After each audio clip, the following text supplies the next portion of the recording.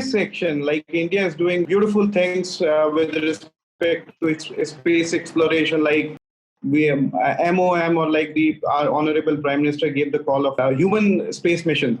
So do you think the area of space, because India is doing very well, especially ISRO in picture, is only important, or you have to look after those other institutions like what NASA is doing, or what European Space Agency is doing? Or you should more focus on the Indian perspective and then look at as a whole global initiative by other institutions as well? So for prelims, only the names of the missions that have been launched recently by the international space institutions, they should be learned. But coming to the mains aspect, I used the ISRO website very extensively. They have beautiful timelines, and I noted down the major points of the missions from there. So that is really helpful if we take it directly from the horse's mouth. So that is what I did for the space mission. And other than that, I also added to my space notes something like alternatives or some models that have been practiced, like some private agency with a public space agency. There some unique model that they have followed. So I added that to the alternatives and the suggestion to be written in my conclusion, because the conclusion can remain the same irrespective of which space question is asked. Because in the conclusion, I used to add a case study or a unique model which can also be emulated, considering India's strength in the space sector. Shubhamji, since you said that your geography is very dear to you, there was a question on the food processing industries. Like, I think it was on the challenges, or I think opportunities, I'm not sure. But there was a question in paper 3 related to food processing industries. So if a student prepare maps or the location wise, like these are the states where the food processing industries can do, or these are the opportunities where the government should invest more, or people's participation should be there. So does it help, you think, about in these questions? Because you just said that geography is you have some close relationship with that. So I think geographers are very keen in drawing maps. So have you utilized the energy or the knowledge of map in those kind of questions related to food processing also?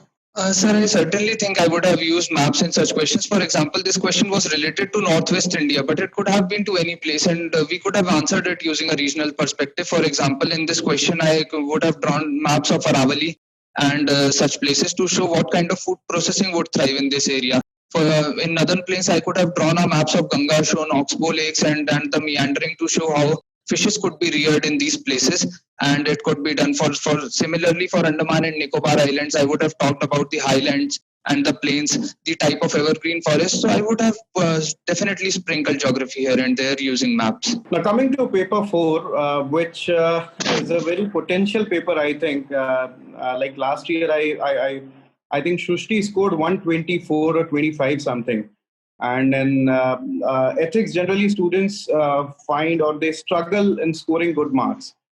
Especially this case studies, they find it like what to, because they put you in a real life situation and then you have to chart out everything possible of your mind, what you can think of. So what can be the strategy for dealing with the case studies? Because there are a big chunk of your paper, I think 120 marks or 30 marks, they are allotting it to case studies only.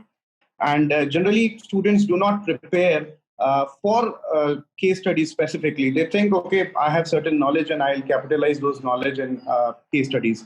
So what worked in your favor while dealing with the case studies? So with respect to the case studies, firstly, I relied on newspapers. So we have various incidents and their approaches to it.